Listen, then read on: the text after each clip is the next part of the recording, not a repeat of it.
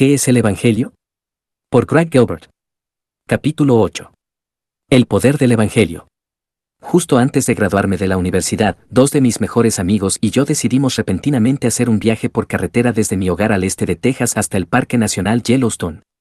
Fue un gran viaje, algo así como un rito de paso de tres jóvenes que llegaban a la adultez. Como tal vez ya se imagina, el viaje estuvo lleno de vistas maravillosas de las montañas, glaciares, géiseres, fuentes de azufre caliente y muchos alces. Una mañana, decidimos ocupar el día en una caminata y todos estuvimos de acuerdo en que sería más aventurero no llevar un mapa con nosotros. Queríamos ver a dónde iban a dar las veredas, así que empacamos algo de comida y nuestros celulares, y zarpamos.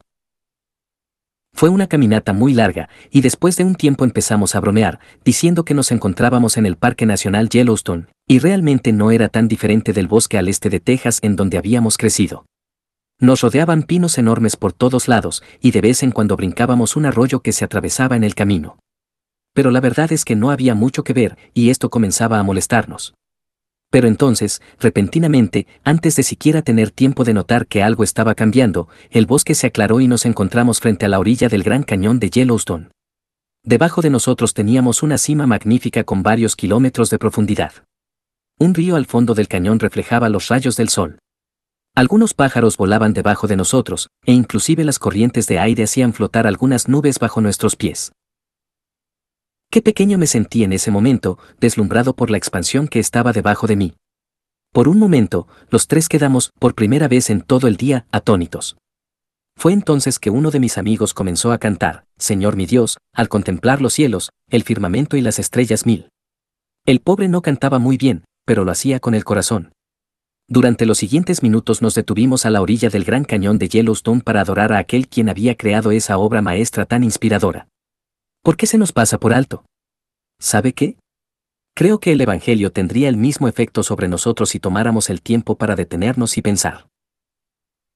Cuando fue la última vez que levantó la vista de los detalles terrenales de esta vida y se enfrentó cara a cara con el gran cañón de lo que Dios ha hecho por nosotros en el Evangelio, su gracia insondable que perdona a la gente que se ha rebelado contra Él, su plan maravilloso de mandar a su Hijo a sufrir y morir en nuestro lugar, para establecer el trono del Jesús resucitado sobre un reino de perfecta justicia y para traer a aquellos que han sido salvos y redimidos por su sangre a un nuevo cielo y una nueva tierra donde el pecado y la maldad serán conquistados por siempre. ¿Cómo es que permito que la belleza, y el poder, y la vastedad del Evangelio se desvanezca tan pronto y durante mucho tiempo de mi cabeza? ¿Por qué es que mis pensamientos y mis emociones son dominadas frecuentemente por cosas triviales como si el carro está limpio, o si me perdí las noticias matutinas, o si me gustó mi comida, en vez de ser dominados por estas verdades gloriosas? ¿Por qué es que veo mi vida como si estuviera ciego, en vez de verla a la luz de la eternidad? ¿Por qué este Evangelio no impregna todo el tiempo y hasta lo más profundo de mis relaciones con mi esposa y mis hijos, o mis compañeros de trabajo, o mis amigos y miembros de mi iglesia? Yo sé exactamente el por qué. Es porque soy pecador, y la mundanalidad continuará persistiendo en mi corazón y declarándome la guerra hasta el día en que Jesús regrese. Pero hasta entonces, quiero luchar en contra de eso. Quiero luchar en contra de la pereza espiritual, en contra de este sopor etílico que el mundo me ofrece, y quiero abrazar este Evangelio y ser transformado totalmente, mis acciones, mis emociones, mis afectos, mis deseos, mis pensamientos, y mi voluntad. Espero que usted también desee esto. Y espero que este pequeño libro le haya ayudado a talar los árboles que oscurecen nuestra vista para ver la grandeza de lo que Dios ha hecho por nosotros en Jesús. ¿Pero ahora qué? Bueno, permítame mencionar algunas cosas, hay muchas otras que no mencionaré, acerca de cómo las buenas nuevas de Jesús afectan nuestras vidas. Arrepiéntase y crea. En primer lugar, si usted no es cristiano, gracias por no haberse dado por vencido en leer este libro. Espero que haya tomado tiempo para considerar las buenas nuevas de Jesús y oro para que realmente penetren en su mente. En su caso, creo que la pregunta que hago ahora es muy sencilla. No son muchas cosas las que necesita hacer. Solo es una, arrepiéntase y crea en Jesús.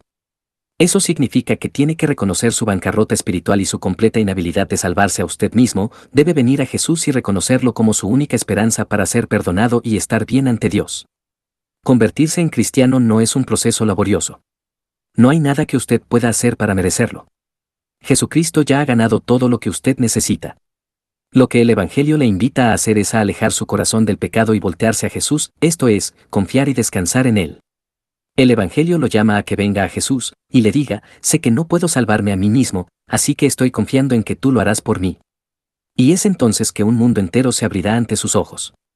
Pero todo comienza con arrepentimiento de pecados y fe en que Jesús es suficiente para salvarle. Descanse y regocíjese.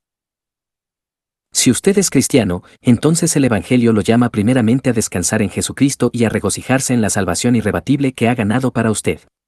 Es por causa de Jesús, y porque sé que estoy unido a Él por la fe, que puedo luchar en contra de la tentación de pensar que mi salvación es frágil o temporal.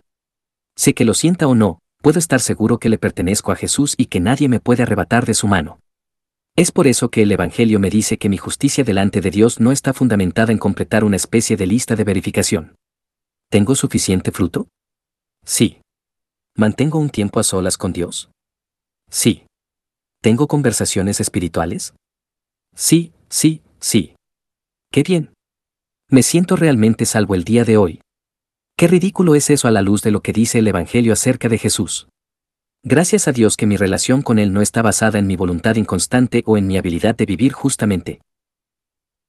No, Dios ya ha pronunciado su veredicto sobre mí, y es perdonado. Aún más, ese veredicto jamás cambiará porque está fundado sola y eternamente en Jesús, su muerte en la cruz en mi lugar y su intercesión por mí ante el trono de Dios, aún en este momento. Si usted es cristiano, entonces la cruz de Jesús es como una montaña de granito a lo largo de toda su vida, testificando firmemente sobre el amor de Dios y su determinación de traerlo seguro a su presencia. Es como dijo Pablo en Romanos, si Dios es por nosotros, ¿quién contra nosotros? El que no escatimó a su propio Hijo, sino que lo entregó por todos nosotros, ¿cómo no nos dará también con él todas las cosas? Romanos 8:31 y 32. Ame al pueblo de Dios. Amigo cristiano, el Evangelio también debe conducirle a amar más profundamente al pueblo de Dios, la Iglesia. Ninguno de nosotros como creyentes se ha ganado la herencia que Dios nos ha preparado. No nos hicimos ciudadanos nosotros mismos. Fuimos incluidos en las promesas de Dios solamente porque sabemos que dependemos en Jesús para salvarnos y estamos unidos a Él mediante la fe. Pero aquí está el detalle. Se da cuenta que esto mismo es verdad para el hermano o hermana en su iglesia que no le cae bien. Él o ella creen y aman al mismo Señor Jesús, y aún más, ambos han sido salvos y perdonados por el mismo Señor. Piense en ese hermano o hermana a quien no se ha molestado en conocer porque no piensa que serán compatibles. Piense en esa persona con la que tiene una relación rota y no ha querido repararla. Ahora considere que esa misma persona ama y adora al mismo Señor que usted. Considere que el mismo Señor que murió por usted, también murió por él o ella. Me pregunto si su entendimiento del Evangelio de Jesucristo, las buenas nuevas de que Jesús le salvó sin que usted lo mereciera, es lo suficientemente profundo como para tragarse las pequeñas críticas que tiene contra sus hermanos y hermanas.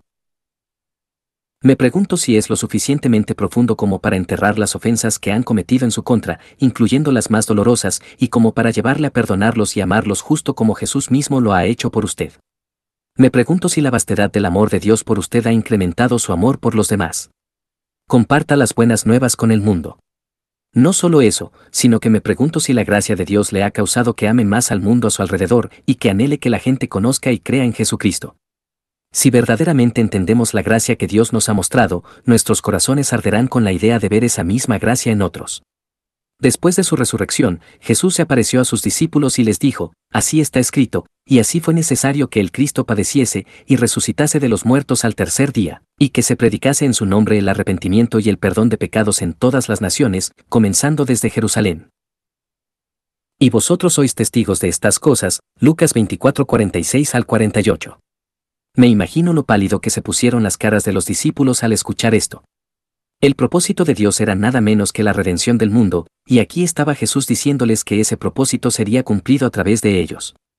No sé de usted, pero eso me hace sentir increíblemente inadecuado. ¿Dios planea cumplir sus propósitos a través de nosotros? Maravilloso. Pero si usted se siente indigno e inadecuado, permítame darle un poco de ánimo. Usted es indigno, y seguro que es inadecuado. ¿Ya lo hice sentir más animado? Mírenos, somos seres humanos frágiles y débiles que estaremos luchando contra el pecado por el resto de nuestras vidas.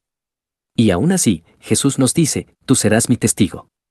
Es mediante nuestra proclamación del Evangelio, ya sea mediante prédicas, o enseñanzas, o conversaciones en la mesa con amigos, miembros de familia, y compañeros de trabajo, que Dios salva a pecadores. ¿Alguna vez se ha preguntado por qué el ángel que habló con Cornelio en Hechos 10 no le dijo nada acerca del Evangelio? ¿Por qué molestarse en mandarlo con Pedro, quien estaba en un pueblo diferente? En serio, si el ángel le pudo decir todo eso a Cornelio, seguramente también podía haberle hablado del Evangelio. Pero no, Dios ha determinado que el Evangelio avance mediante la palabra hablada por su pueblo, esto es, a través de las bocas de aquellos que han abrazado las buenas nuevas de Jesús y que han conocido el perdón que proviene de él. Si usted es cristiano, dése cuenta que tiene en sus manos el único mensaje verdadero de salvación que el mundo va a escuchar. Nunca habrá otro evangelio u otra manera en que el mundo sea salvo de sus pecados. Si sus amigos, familia y compañeros de trabajo van a ser salvos de sus pecados, será solo porque alguien les hable el evangelio de Jesucristo. Por eso es que Jesús nos comisiona a ir a todo el mundo, predicando y enseñando estas buenas noticias a las naciones. También es lo que Pablo quiso decir en Romanos 10 cuando preguntó, ¿cómo, pues, invocarán a aquel en quien no han creído? ¿Y cómo creerán en aquel de quien no han oído? ¿Y cómo oirán sin haber quien les predique? Versículo 14. Hay muchas cosas buenas que podemos hacer como cristianos, pero a decir verdad, muchas de esas cosas buenas pueden igualmente ser hechas por no cristianos. Pero si nosotros como cristianos fallamos en proclamar el Evangelio de Jesús, ¿quién más lo va a hacer? Nadie. Así que permita que las verdades del Evangelio penetren su corazón y lo quebranten por aquellos que aún no conocen a Jesucristo.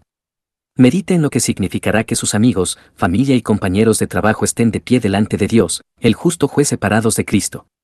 Recuerde lo que la gracia de Dios ha hecho en su vida, e imagine lo que podría hacer en la de ellos. Después, respire profundo, ore para que el Espíritu de Dios obre, entonces abra su boca y hable. Anhele a Jesús. Finalmente, el Evangelio debería causar que anhelemos el día en que regresará nuestro Rey Jesús para establecer su reino entera y finalmente para siempre. Ese deseo no nace solamente por estar en el reino, no anhelamos el regreso de Jesús solo porque viviremos en un mundo en el que la maldad será conquistada y reinará la justicia. Esas son promesas maravillosas, pero aún así no son lo suficientemente grandes. No, si entendemos el Evangelio correctamente, no anhelaremos el reino tanto como al Rey. El Evangelio nos llevó a conocerle y a amarle, y también a anhelar estar con él. Jesús dijo, quiero que donde yo estoy, ellos también estén conmigo, Juan 17:24. Y nosotros también deseamos estar con él, en compañía de millones de gentes para adorarle. El libro de Apocalipsis contiene una visión maravillosa de lo que Dios ha preparado para aquellos que le aman. Solo es una pista, pero aún así puedes sentir la victoria, el gozo, el descanso, y sentido de conclusión en esta imagen tan espectacular de nuestro Redentor Jesucristo. Después de esto miré, y he aquí una gran multitud, la cual nadie podía contar, de todas naciones y tribus y pueblos y lenguas, que estaban delante del trono y en la presencia del Cordero, vestidos de ropas blancas, y con palmas en las manos, y clamaban a gran voz, diciendo, la salvación pertenece a nuestro Dios que está sentado en el trono, y al Cordero. Apocalipsis 7, 9 y 10, ese es el día al cual el Evangelio nos lleva a anhelar.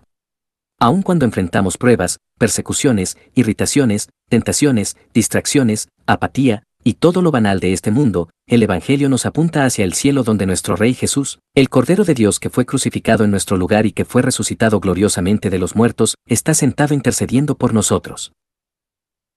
No solo eso, sino que el Evangelio nos llama a contemplar aquel día final cuando el cielo será lleno del estruendo de millones y millones de voces perdonadas aclamando a Jesús como Salvador y Rey.